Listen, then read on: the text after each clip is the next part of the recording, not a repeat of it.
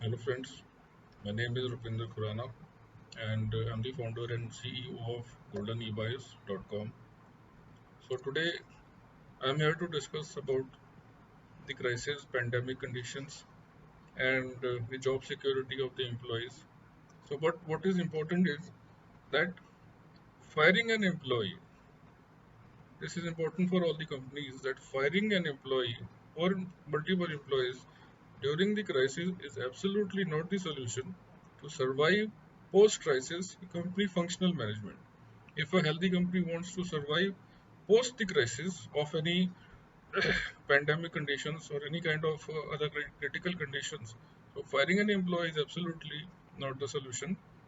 So let us now observe the crises that can be categorized under many types. They can be natural disaster, they can be technical disaster, they can be organizational misdeeds, they can be either violence inside or outside the workplace, spreading of rumors inside the workplace or outside the workplace, some kind of terrorist attacks, or pandemic conditions. So these are the categories of crisis.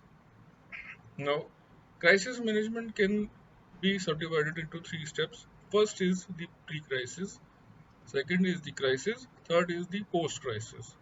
Now coming to pre-crisis, pre-crisis refer to the period before the crisis where the organization undertakes activities aimed at identifying potential crises and developing plans on how they can be addressed. So it is very important for the organization to develop plans to overcome any kind of a critical situation or crisis situation when the negative event occurs. Now the second stage is the crisis. The crisis refers to the period during which the crisis occurs. This stage presents an opportunity for the organization to implement the crisis management plan developed and in the pre-crisis stage in order to reduce or eliminate any negative impact of the crisis on the organization. So this is a very important part. Now since the organization has already planned out the pre-crisis stage, taken into consideration steps that they can take when the crisis occurs. So when on the significant negative impact of an actual crisis, that plan can be put into actual use. Now since the crisis is over, now comes the post-crisis. Now post-crisis is the stage of a period following a crisis and includes recovery actions. Now you've made the plan, you've actually implemented the plan on crisis. Now is the time to include recovery actions to get the organization back into the original state. Each of the stages is considered significantly important because they all determine how effectively an organization can deal when the crisis occurs. Now, coming to an important part, during some negative event or any crisis, in a haphazard manner, some companies start to retrench their employees. They start to fire their employees in order to maintain their financial management. Of course, as a hit of the finances whenever there's a crisis. But in the haste, some companies start to fire their employees. What's becoming apparent is that some employers have a legitimate need to reduce their workforce. Some employers already wanted to reduce their workforce. So, taking the crisis into consideration, they start to retrench the employees. Now, to be sure, a cost-cutting effective reflex is understandable. We all understand the companies need to cut the cost, but then the management are obliged to make decisions keeping the company afloat. Now, coming to the part where the top management are forced to fire employees just to keep their companies running because there's a lot of financial crisis as well. But then those who manage the economic effects of the crisis in a clear, compassionate way to create more value for the companies will come out of the pandemic stronger than ever before. So, planning for so first step is let us plan for the crisis management. Have a discussion with the employees. The top management is required to have a discussion with the employees. The employees are responsible, very responsible people working in the organization, and they play an imperative role in the crisis management process. The human resources, this is very important point. The human resources plays a significant part in this. The human resources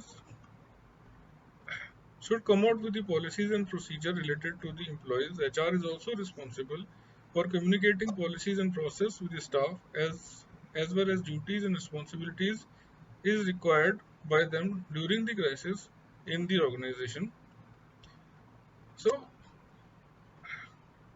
what is seen that the employers or the top management just assumes that they are only the people worrying for the organization, the planning for the organization. What they are not able to fathom is that the employee is equally responsible and worries equally for the betterment of the organization. In fact, the employees worry and understand the management of the company in the same way as the management.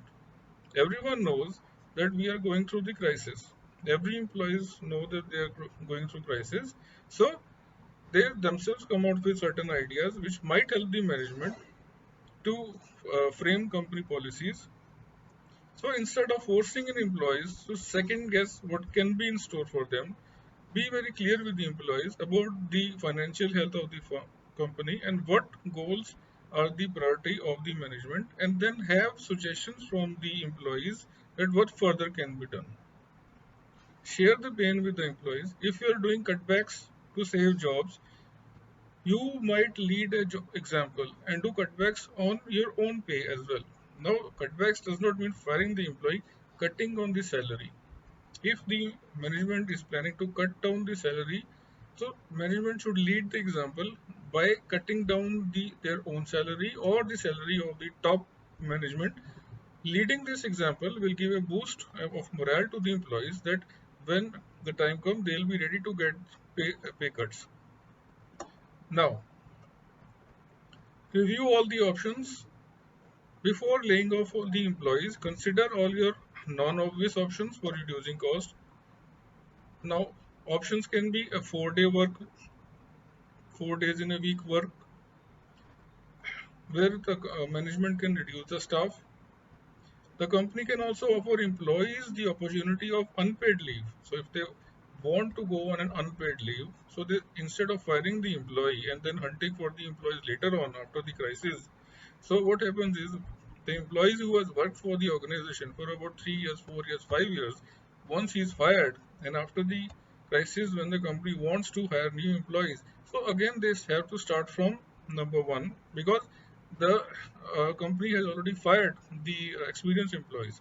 So company can ask the employees to go for unpaid leave, take a sabbatical from the organization for some time till the time the crisis prevails, and then after the crisis the same employees can be asked to rejoin the organization. So this is one way to avoid layoff.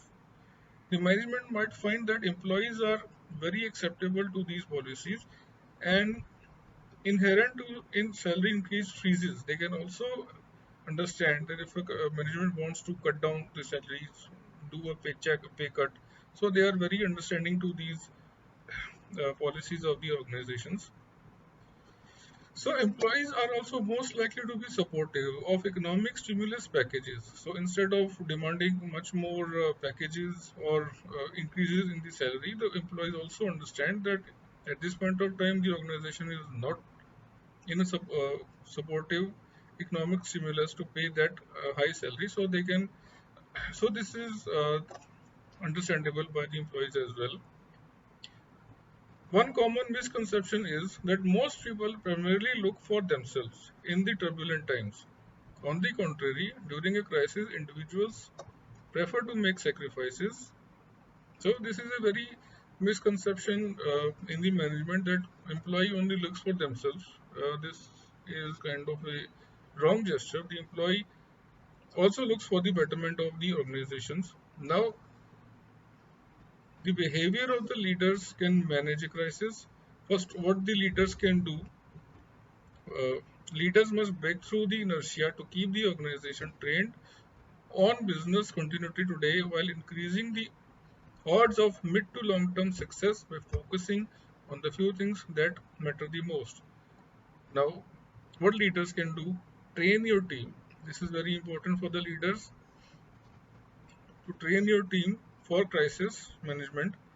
The management should navigate uh, priorities with limited time to react.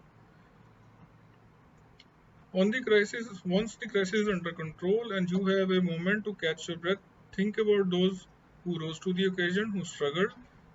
There are many aspects of planning and training. The human resource plays a very important part in this. The human resource can participate in taking the control of the policies in the organization. This includes identification of threats within the organization, developing departmental risk plans, participation in the development of organizational crisis management plans, training the employees on threat and risk management, business continuity planning, crisis impact management, practical lessons in handling crisis when the actual crisis occur. So when the HR participates in all these trainings of the employees, the performance of the organization can be enhanced, thus promoting the bottom line to deal with any future crisis that might occur. Employees should be a foundation stone of the companies. Every top management, every leader, every manager has to understand that the employees or the team members should be the foundation of the company. Employees are not just any company's backbone, they are the life form. So, your team, from the management perspective, your team should always be on the top priority, not yourself. During the crisis, your company, your team should be on the priority. Apart from hiring decisions or firing decisions or any other major decisions that should lead a lasting impact of the organization. Firing an employee is absolutely not the solution to any kind of a crisis. Once the employee is fired, again we come back to the same point. Once the employee is fired, so we cannot get that think tank back into the organization.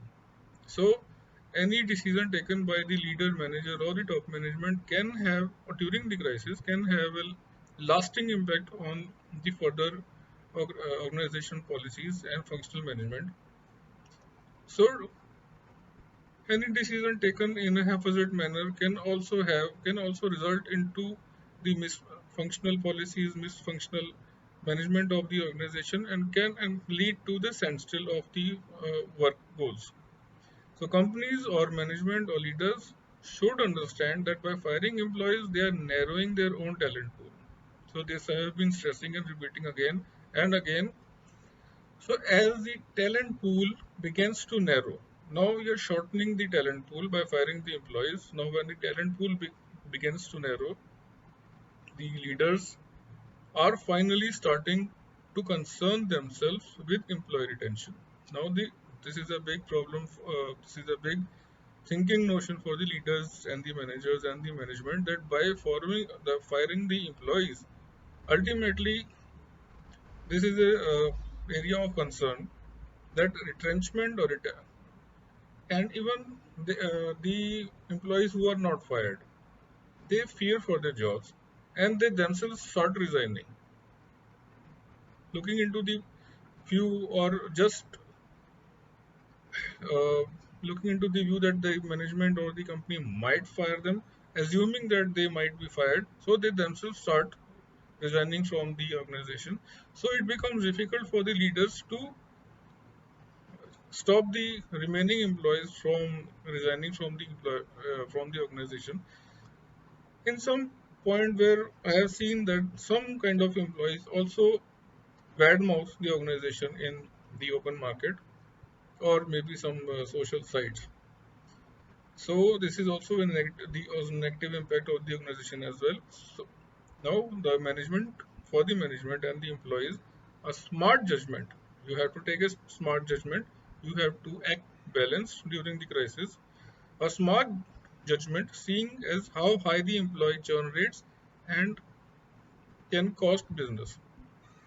So firing the employees, what will be the effect on long-term effect on the organization? And by not firing an employee, what will be the long-term effect on the organization?